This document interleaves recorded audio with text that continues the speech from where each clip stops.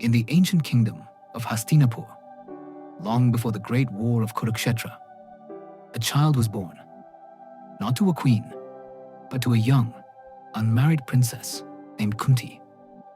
Blessed by the sun, God himself, the child was born with golden armor and earrings, shining with divine light.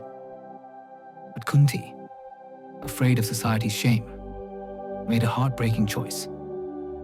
She placed the infant in a basket and set him afloat on the river, never knowing that this boy would become one of the greatest warriors the world had ever seen.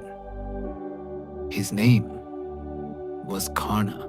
Karna was found and raised by a humble charioteer, Adiratha, and his wife Radha. Though loved dearly, Karna always felt the pain of not knowing his true identity.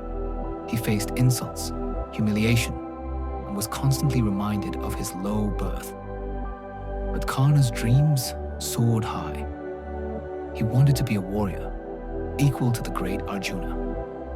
When no teacher would accept him, he disguised himself as a Brahmin and learned warfare from Parashurama, the fiercest sage. But fate was cruel. When his identity was revealed, Parashurama cursed him, saying that in his moment of greatest need, he would forget the skills he had learned. At a tournament in Hastinapur, Karna challenged Arjuna and proved himself a mighty warrior. But once again, his low caste was mocked by the princes and teachers. It was then that Duryodhana, the Kaurava prince, stepped forward. He saw greatness in Karna and crowned him the king of Anga. For the first time, Karna was treated with respect. From that day on, Karna vowed eternal loyalty to Duryodhana, standing by his side, right or wrong, not out of politics, but out of gratitude. Though Karna was known for his bravery, he was equally famous for something even greater: his unmatched generosity. No one ever returned empty-handed from his door. Rich or poor, Brahmin or beggar, if someone asked, Karna gave, without hesitation. One day, Lord Indra, Arjuna's divine father, came to Karna in disguise. He knew that Karna's golden armor and earrings made him invincible. Indra asked for them, knowing it would make Karna vulnerable in the war.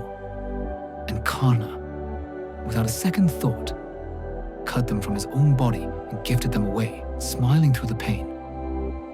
Blood flowed from his wounds, but not a flicker of regret touched his face. That day, the heavens watched in awe, and the world began calling him Dan Shura Karna. Karna, the hero of charity. A man who gave everything, even when he had nothing. Just before the war of Kurukshetra, Kunti met Karna alone. With tears in her eyes, she revealed the truth. She was his mother. He was the eldest of the Pandavas. Karna was shaken. The truth he had longed for his whole life had come too late. But Karna refused to betray Duryodhana. He promised Kunti he would not kill any of her other sons except Arjuna, and that she would always have 5 sons. Either Karna or Arjuna would survive. In the battlefield of Kurukshetra, Karna fought like a lion. His arrows rained like fire. Finally, the moment came: Karna versus Arjuna. As fate would have it, Karna's chariot wheel got stuck in the ground. He stepped down to lift it.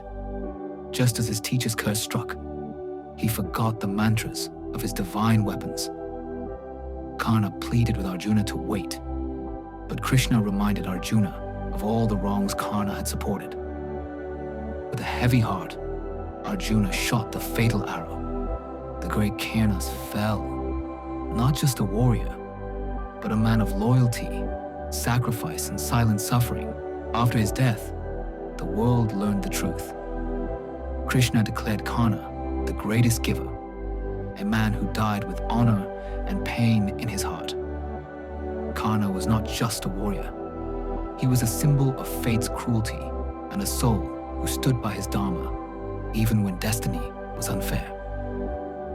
His story reminds us, sometimes even heroes bleed unnoticed. Sometimes the sun sets even before it truly rises.